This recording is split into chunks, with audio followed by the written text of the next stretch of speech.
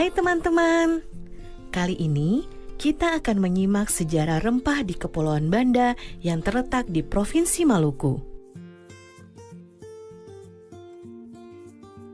Rempah-rempah yang tumbuh dan ditanam di Nusantara selama berabad-abad silam telah menjadi daya tarik bagi bangsa-bangsa asing untuk datang.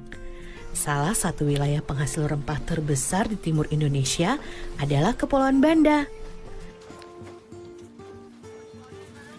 Kepulauan Banda adalah wilayah penghasil buah pala terbesar dan terbaik di dunia. Sejak abad ke-13, pala telah dibudidayakan oleh masyarakat Banda. Kemajuan perkembangan perdagangan pala pada abad ke-15 membuat Banda semakin ramai dikunjungi oleh orang-orang asing dan perlahan menguatkan Banda sebagai pelabuhan rempah yang ramai.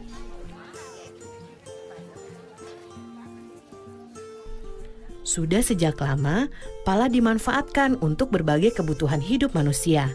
Pada abad ke-9, di Mesir dan India, pala digunakan sebagai pengawet jasad. Masih banyak lagi manfaat buah pala lainnya.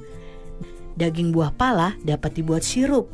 Fuli atau kulit pembungkus biji pala dapat dimanfaatkan untuk membuat parfum, dan biji pala dimanfaatkan untuk obat-obatan, bumbu masak, kosmetik, dan minyak astiri. Berbagai manfaat buah pala inilah yang membuat bangsa Eropa sejak abad ke-16 berlomba-lomba datang ke Banda. Pada abad pertengahan, harga pala di pasar Eropa sangat mahal. Kalau dibandingkan dengan zaman sekarang, seperti gadget canggih yang harganya bisa puluhan juta rupiah. Tahukah teman-teman, kalau rempah-rempah Maluku telah dimanfaatkan sejak zaman Romawi. Pala dibawa ke Eropa oleh para pedagang Cina yang singgah di Maluku. Pala juga dibawa oleh para pedagang India melintasi Asia Tengah dan Asia Barat. Dari situlah kemudian pala tersebar ke berbagai penjuru dunia.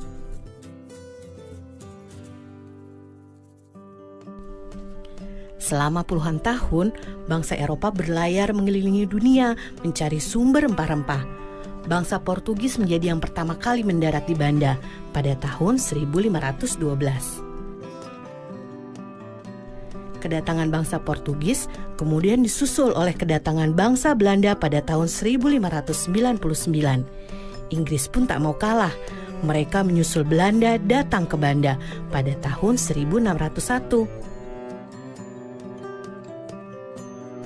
Persaingan Belanda dan Inggris memperebutkan pala di Banda akhirnya membuat Portugis tersisih. Melalui Serikat Dagang VOC, Belanda menjalankan taktik yang kejam untuk menguasai perdagangan pala. Belanda bahkan tak segan menggunakan berbagai cara, termasuk menyingkirkan para pemimpin desa atau yang dikenal dengan orang kaya. Kedatangan bangsa Eropa yang ingin menguasai perdagangan pala membuat masyarakat Banda menderita. Kejayaan pala sebagai rempah-rempah yang dicari oleh masyarakat dunia justru membuat masyarakat Banda perlahan terpinggirkan. Pada abad ke-19, setelah Inggris berhasil merebut Pulau Run dari tangan Belanda, Inggris kemudian membawa pohon pala keluar dari Banda dan mulai menanamnya di Sumatera dan Malaysia. Sejak saat itu, monopoli perdagangan pala dunia yang dikuasai oleh VOC pun runtuh. Nah teman-teman, kini pala dapat kita peroleh dengan mudah di seluruh Indonesia. Ibu dan nenek kita sering memakai bubuk pala sebagai bumbu dapur. Kita juga bisa menikmati berbagai olahannya, seperti manisan, sirup, dan minyak gosok. Ternyata di balik bentuk pala yang mungil tersimpan sejarah yang luar biasa ya. Sampai jumpa di cerita seru sejarah Indonesia lainnya.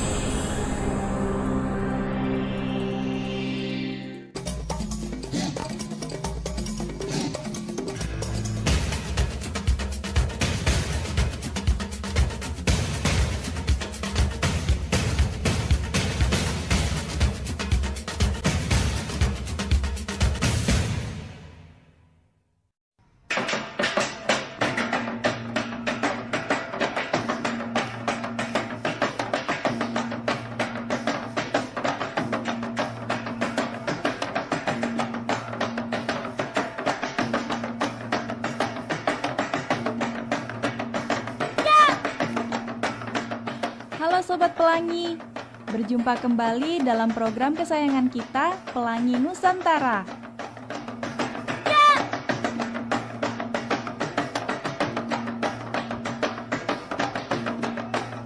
Sobat Pelangi, coba lihat teman-teman kita yang cantik ini. Mereka itu sedang menari apa ya?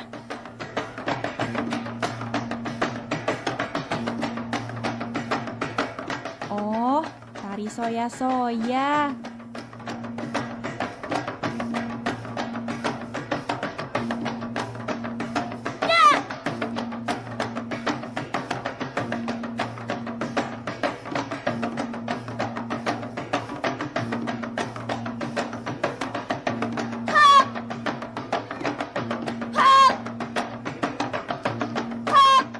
Tari soya-soya itu apa sih? Adik-adik, tarian soya-soya itu adalah tarian perang ya yang menceritakan tentang peperangan ya, kemarahan masyarakat Maluku Utara. Dan asalnya itu sebenarnya dari Pulau Kayowa. Ya, Pulau Kayowa itu di salah satu pulau di Halmahera Selatan yang kemudian menyebar ke seluruh Maluku Utara. Oh, ternyata tari soya-soya itu berasal dari Maluku Utara. Aku ingin tahu deh, latar belakang atau sejarah adanya tari soya-soya ini. Waktu itu terciptanya itu secara spontan sebenarnya ya adik-adik.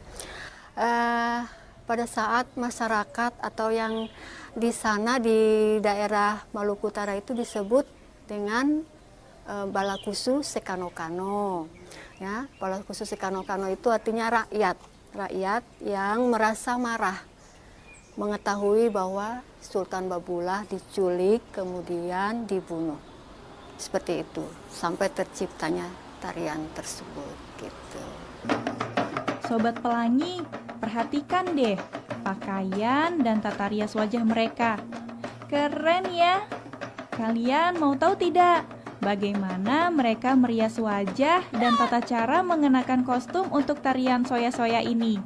Kalau aku sih mau tahu banget. Kita simak penjelasan berikut ini. Untuk kostum soya-soya, ini dari setelan ya, seperti kemeja dan celana panjang. Kemudian ada selempang kiri kanan, ya, warna merah atau kuning. Kemudian rok. Nah, rok ini adik-adik berwarna 4 aja, ya. Topi itu kita namakan toala lipat, ya. Tidak ada ornamen lain kecuali ngana-ngana di sebelah kanan. Dan salawaku yang kita pakai di kiri itu menggambarkan seperti ornamen untuk perang ya waktu saat itu. Jadi tarian soya-soya karena laki-laki semua, kita tidak memakai make up. Di tarian soya-soya ini ada sekitar 12 gerakan dasar ya. Nah, tapi sampai sekarang itu kita belum ada namanya. Dari gerakan 1 sampai gerakan 12. Tapi setiap pergantian gerakan tadi sudah ada namanya, yaitu namanya saya ya. Jadi setiap pergantian dari gerakan 1 ke gerakan berikutnya itu kita namakan saya. Dan salah satu gerakan yang kita sebut suba, yaitu pada saat kita hormat ya. Kita duduk kemudian kita hormat, itu menggambarkan kita menghormati. Jadi cerita dari setiap gerakan itu ada ceritanya. Salah satunya itu kita suba, itu menggambarkan kita suba atau hormat atas jenazah yang sudah ditemukan tadi, jenazah dari Sultan Babullah tadi.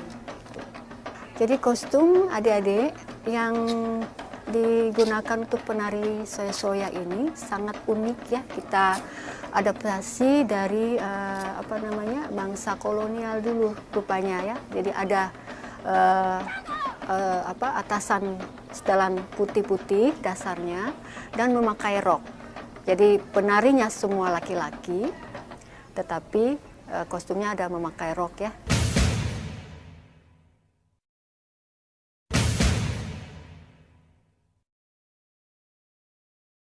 Sobat Pelangi, tadi kita sudah menyaksikan tata cara menggunakan kostum. Bagaimana kalau sekarang kita mempelajari gerakannya? Setuju?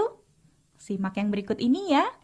Gerakan yang pertama, ayunkan ngana-ngana yang dipegang oleh tangan kanan ke depan dan ke belakang.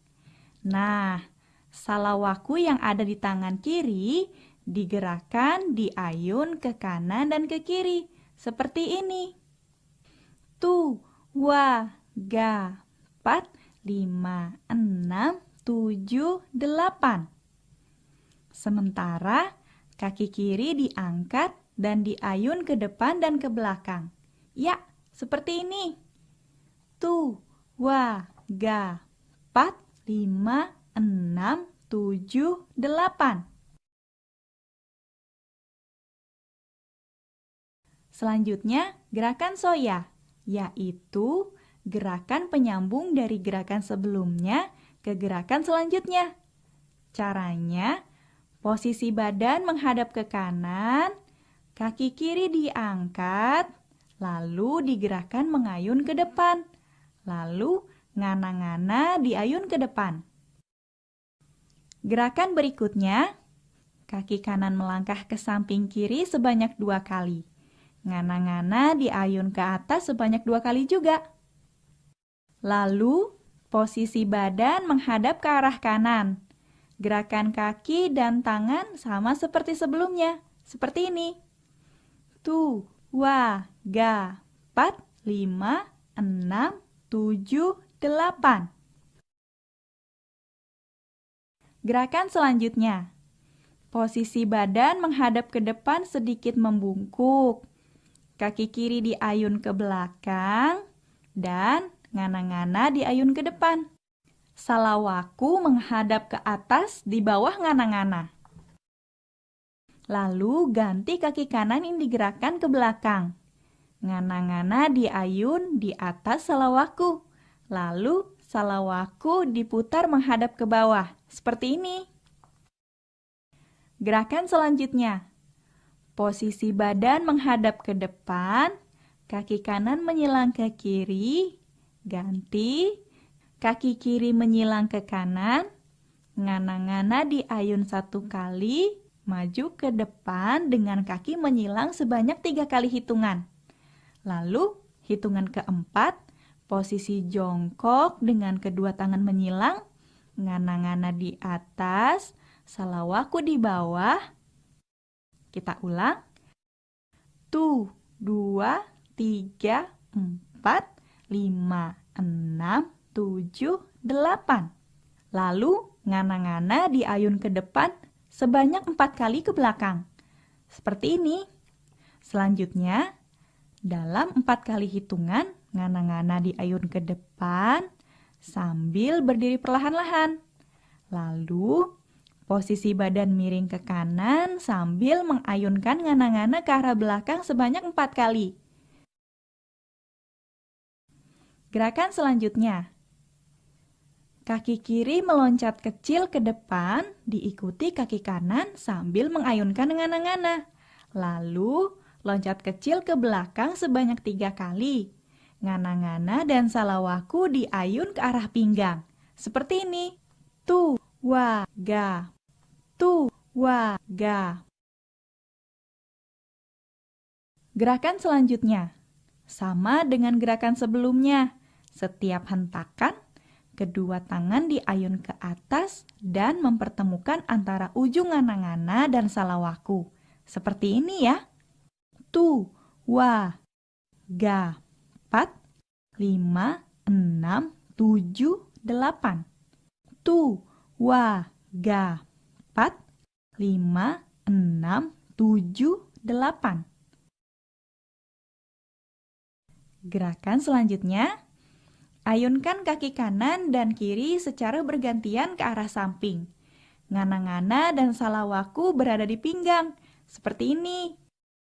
Tu, wa, ga. 4. Tu, wa, ga. 4. Gerakan selanjutnya, lari-lari kecil ke depan sebanyak 2 langkah diakhiri dengan kedua tangan mempertemukan ujung ngana-ngana dan salawaku. Lalu berputar ke belakang setengah lingkaran sambil mengayunkan ngana-ngana sebanyak 3 kali hitungan. Hitungan keempat, badan menghadap ke depan sambil terus meloncat, maju, mundur sebanyak 4 kali hitungan. Seperti ini. Tu, wa, ga. 4, 5, 6, 7, 8. Tu, wa, ga. 4, 5, 6, 7, 8.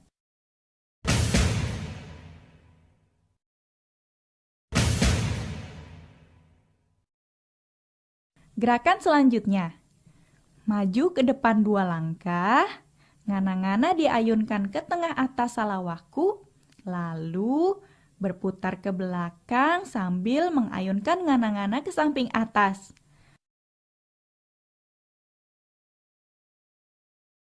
Tu, wa, ga. 4, 5, 6, 7, 8.